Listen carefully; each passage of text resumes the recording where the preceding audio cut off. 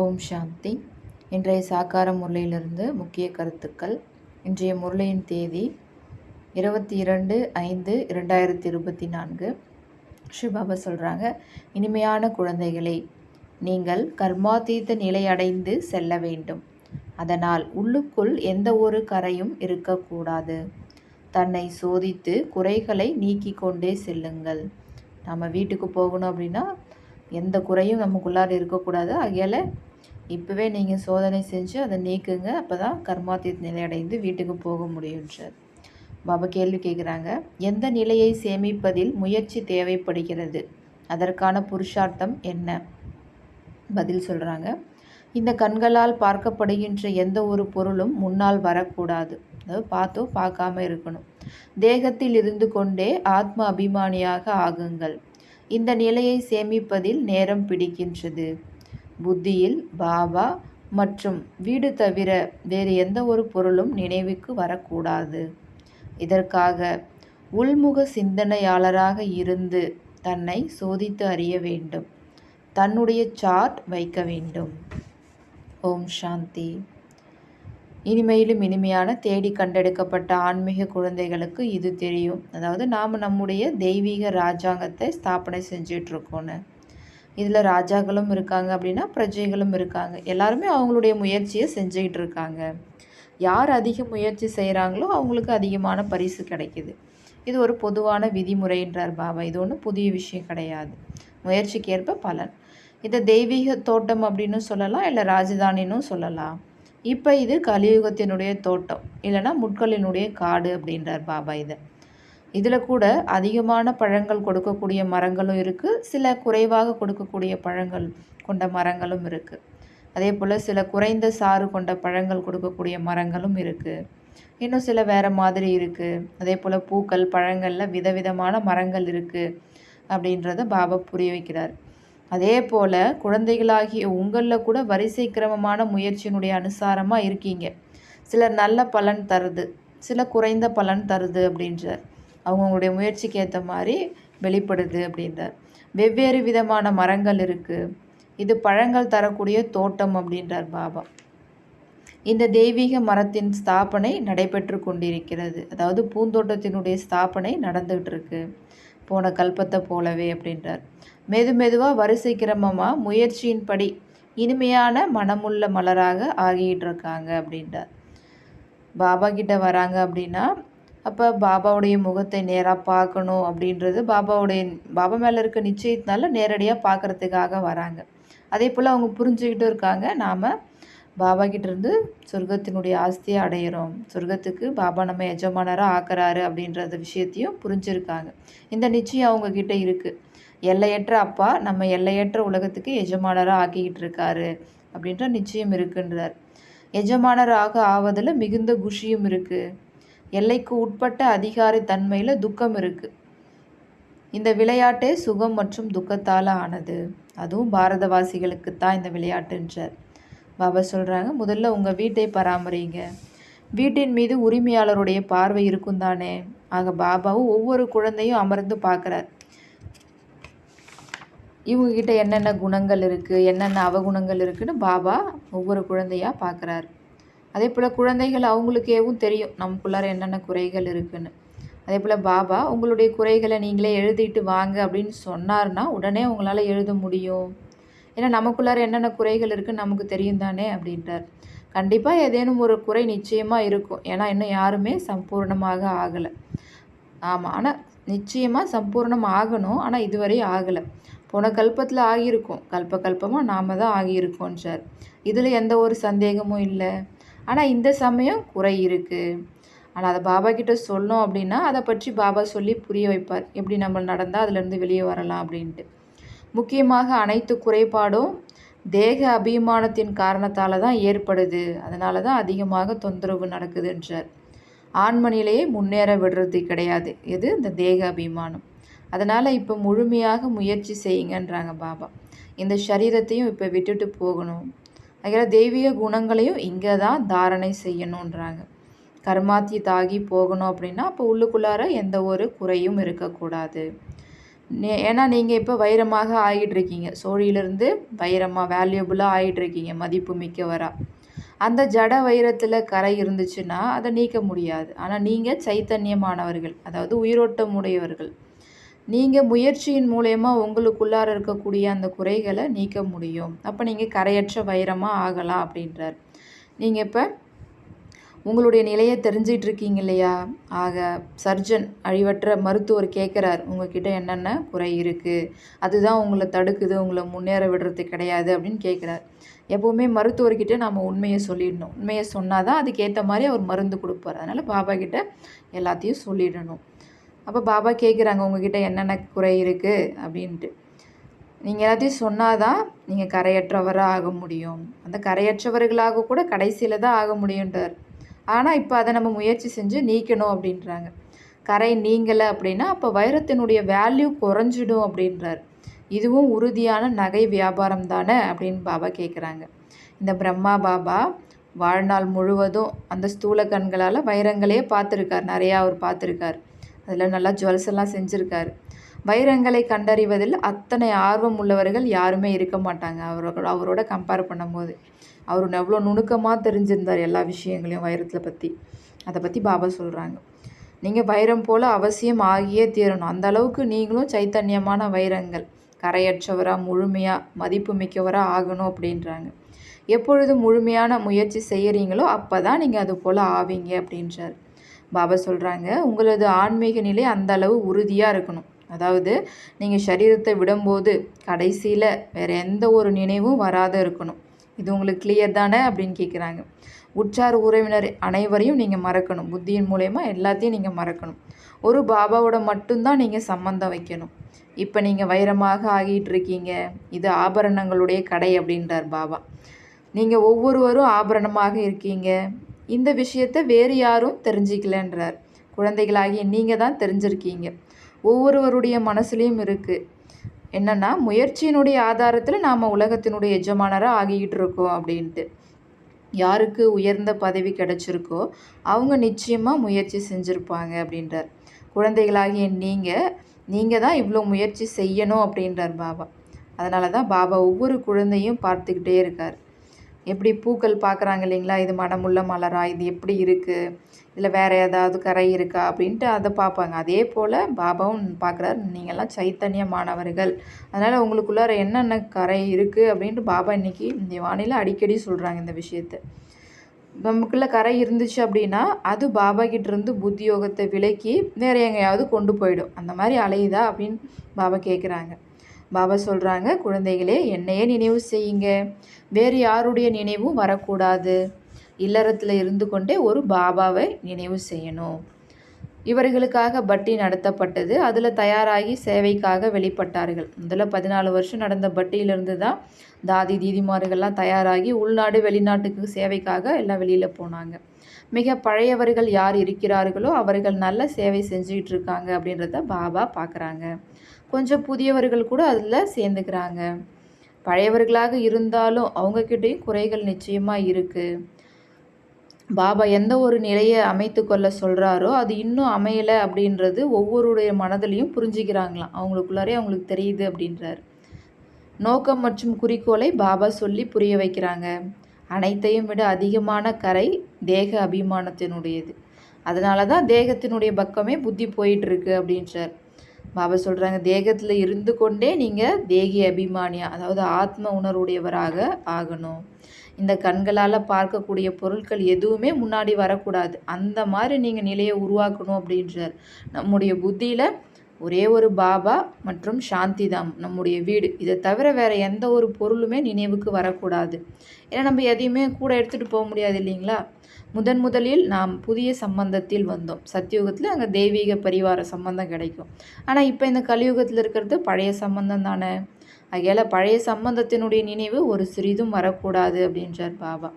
அதே போல் பாடல் கூட இருக்குது, கடைசி காலத்தில் யார் எதை நினைக்கிறாங்களோ அதுக்கேற்ற மாதிரி அடுத்த பிறவி அப்படின்ட்டு. இந்த பாடலை கலியுக மனிதர்கள் தான் உருவாக்கி இருக்காங்க. ஆனால் அவங்களுக்கு இது பற்றி தெரியாது. பாபா சொல்கிறாங்க, ஒரு பாபாவுடைய நினைவின் மூலமாகத்தான் உங்களுடைய பாவங்கள் நீங்கும். நீங்கள் தூய்மையான வைரமாக ஆவீங்க அப்படின்றார். ஒரு சில கற்கள் மிகவும் விலை மதிப்புடையதாக இருக்கிறது, மாணிக்கங்களும் விலை மதிப்புள்ளதாக உள்ளன. பாபா தம்மை விடவும் குழந்தைகளின் மதிப்பை மிக உயர்ந்ததாக ஆக்கிக் கொண்டே இருக்கிறார். ஏன்னா அவருக்கு ஒரு பூஜை தானே, நமக்கு டபுள் பூஜை இல்லைங்களா? அதே போல் நம்ம ரெண்டுத்துக்கு எஜமானராக ஆகிறோம். அவர் ஒன்று அந்த பிரம்மாண்டத்துக்கு மட்டும்தான் எஜமானர் ஆகிறார். ஆக அப்பா அவரை விட குழந்தைகளாகி நம்ம மிக உயர்ந்த மதிப்பு மிக்கவராக மாற்றுறாரு. அதில் பாபா சொல்கிறாங்க, உங்களை நீங்களே செக் பண்ணுங்கள், உள்முக சிந்தனையிலிருந்து பாருங்கள், நமக்குள்ளார என்னென்ன குறை இருக்குது, எதுவரை தேக அபிமானம் இருக்குது அப்படின்றத பாபா செக் பண்ண சொல்கிறாங்க. ஏன்னா பாபாவே அதுக்கான வழிமுறைகளை கொடுக்குறாரு, நம்மளை எப்படி உயர்த்தணும், மேலே கொண்டு போகணுன்றதுக்கான வழிமுறைகளை அவரே சொல்கிறார். அதை நம்ம ஃபாலோ பண்ணாலே போதும். சில குழந்தைகள் கிட்ட பற்று அதிகமாக இருக்காம். பாபா சொல்கிறாங்க, அந்த அனைவரிடமுள்ள பற்றை நீங்கள் நீக்கி ஒருவருடைய நினைவில் மட்டும் இருங்க. ஒரே ஒரு அன்பான பாபா கிட்ட மட்டுமே யோகம் வைங்க. அப்போ அவர்கிட்ட இருந்தே உங்களுக்கு எல்லாமே கிடச்சிடும் அப்படின்றார் பாபா.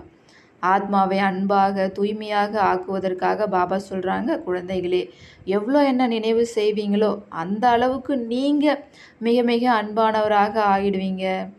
பாபாவை நினைவு செய்ய செய்ய நீங்களும் அவரை போலவே மிக மிக அன்பானவராக ஆகிடுவீங்க அப்படின்றார்.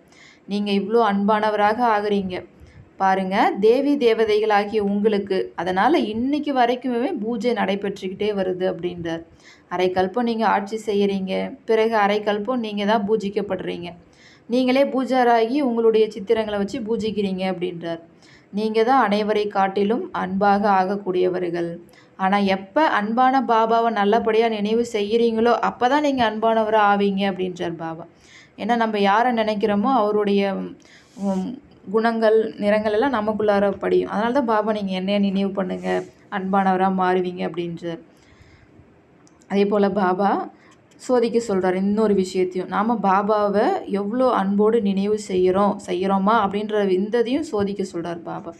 பாபாவுடைய நினைவில் இருக்கும் பொழுது நமக்கு அன்பினுடைய கண்ணீர் வரணுமா. பாபா எனக்கு உங்களை தவிர வேறு யாருமே இல்லை அப்படின்ற இந்த விஷயத்தில் நம்ம பக்காவாக இருக்கணும். வேறு யாருடைய நினைவும் வரக்கூடாது. ஆனால் மாயாவினுடைய புயல்கள் அதிகமாக வருது இல்லையா, ஆகையால் நீங்கள் தன் மீது கவனம் கொடுங்க அப்படின்றார். நம்முடைய அன்பு பாபாவை தவிர வேறு யார் பக்கமும் போகாமல் இருக்கா அப்படின்னு பார்க்க சொல்கிறார் பாபா. எவ்வளோதான் பிரியமான பொருளாக இருந்தாலும் சரி, ஒரே ஒரு பாபாவுடைய நினைவு மட்டும்தான் வரணும் அப்படின்றார். நீங்கள் அனைவரும் ஒரு நாயகனுடைய நாயகியாக இருக்கீங்க. நீங்கள் அந்த நாயகனை பக்தி மார்க்கத்தில் எவ்வளோ அதிகமாக நினச்சிட்டு வந்தீங்க, இங்கே கூட நீங்கள் நினைக்கணும், ஆனால் அதை விட அதிகமாக நினைக்கணும் அப்படின்னு சார். ஏன்னா இப்போ அவர் நம்ம முன்னாடி இருக்கார். பாபா சொல்கிறாங்க, என்னை நீங்கள் நினைவு செஞ்சீங்க அப்படின்னா உங்களுடைய படகு கரையேறிடும். இதில் சந்தேகத்திற்கான எந்த ஒரு விஷயமும் கிடையாது. பகவானை சந்திக்கிறதுக்காக தான் எல்லாருமே பக்தி செய்கிறாங்க. ஆனால் அதே பகவான் இப்போ நம்ம முன்னாடி இருக்கார். இப்போ நம்ம அவரை எவ்வளோ நினைக்கணும். இங்கே குழந்தைகள் சிலர் மிகவும் கடுமையான சேவை செய்கிறாங்களாம், எலும்பு தேவை சேவைக்காக துடிச்சிட்டு இருக்காங்களாம், மிகுந்த முயற்சி செய்கிறாங்கன்றதை பாபா பார்க்குறாங்க. உங்களுடைய முயற்சி வீணாக போகாதுன்றாங்க. சிலர் புரிந்து கொண்டு தகுதியுள்ளவராக ஆகிறாங்க. பிறகு பாபாவை பார்க்குறதுக்காக முன்னாடி வராங்க, மீட் பண்ணுறதுக்கு மதுபன் போகிறாங்க. திருஷ்டியோ குழந்தைகளாகிய உங்களிடமிருந்து அவர்களுக்கு கிடைக்கிறது.